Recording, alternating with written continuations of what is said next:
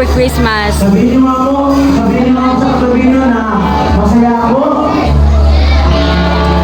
Nanarito ka ngayon? Sabihin mo, masaya ako, nanarito ka ngayon? Sana ganoon ka rin. Amen? At lahat po tayo dito ay sama-sama na awit sa ating Panginoon. Awitin natin yung ating asakilang Diyos, yung banal na Diyos. Amen? Siya po yung dahilan. He is the reason for the season. Siya po yung dahilan. We will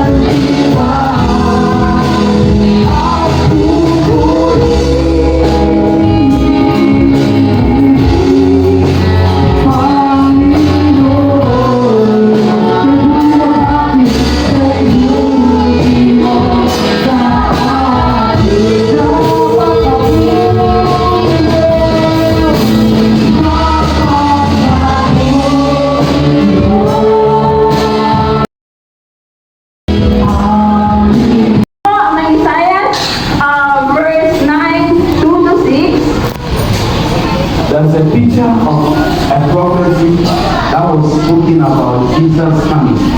Makikita po natin doon yung litrato ng isang propesya na si Jesus ay padating. And the Bible says that the people walking in darkness have seen a great light. At sinasabi po doon na yung mga taong nabubuhay at naglalakad sa mga kaliliman ay nakakita ng liwanag. Then in verse 6 it says that for to us a child is born. At kung para sa atin po ay merong isang bata na ipinanganak. To us a son is given.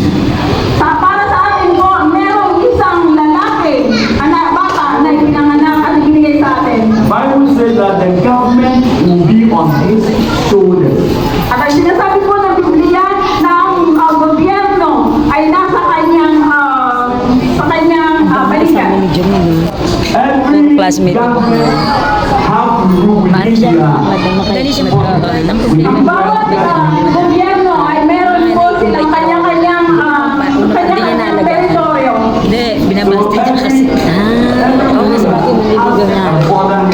Lahat sa classmate. At ang bawat ruler o kaya isang gobyerno, presidente ay meron siyang lugar na pinapumunuan. But for the Jesus that has been born, Subalit ang Panginoong Jesucristo na pumarito at ipinanganak, his government will be upon his shoulders. at ang kanyang tahanan ay nasa kanyang balikan. Itaas po natin ang ating mga kamay.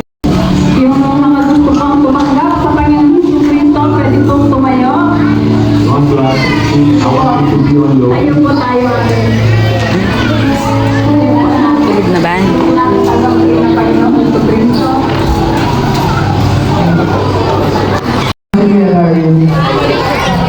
2,000 years ago, no?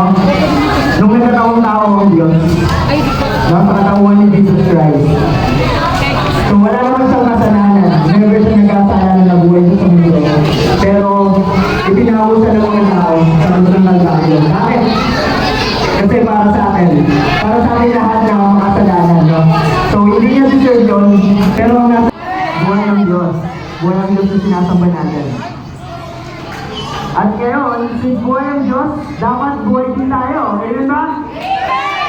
So dadako tayo sa una nating palaro ngayong hapon. Na pangungunahan, walang iba, na nag-iisang Manso Babito, Sir Darwin Gaspar.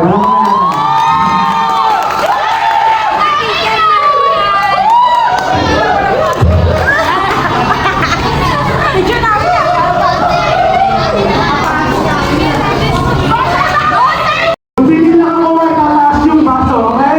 O, sample lang yun, okay? O, game na to, game na. O, mga ate, mga nanay, mga tatay, bantayan nyo kung sino yung panalo, ha? Okay. Ready? O, ready na yung girls? Ready na kayo? Okay, ready?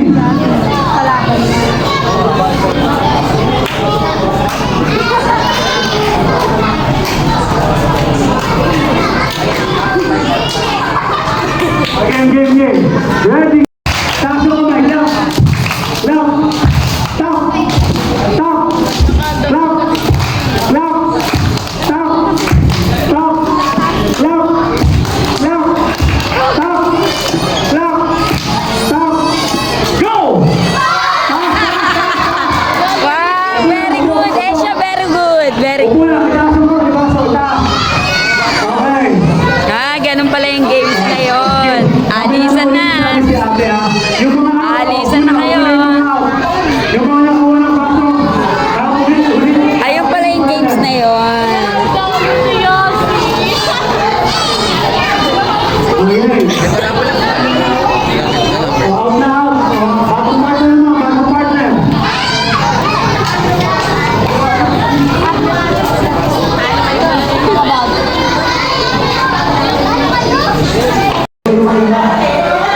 Kailangan ko ng 20. 20. At sige, magsulit ako ngayon to. Girls versus boys. So, 20 na girls, 20 na boys. Kalma nyo, ha?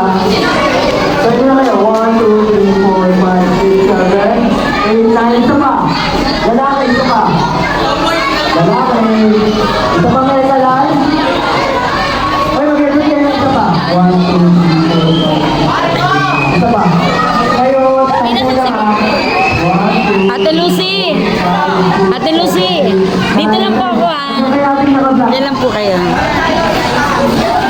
Ano na natin nakabla? Oo, ito na lang. Ayan, okay yan. O, sige,